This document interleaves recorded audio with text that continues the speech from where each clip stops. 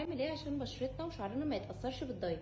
اول حاجه لازم نتاكد من فيتامينات معينه في جسمنا نسبتها في النسب الطبيعيه بتاعتها، اللي هي نسبه الهيموجلوبين عندي كام، مخزون الحديد اللي هو السيرم فيريتين اخباره ايه، وفيتامين د.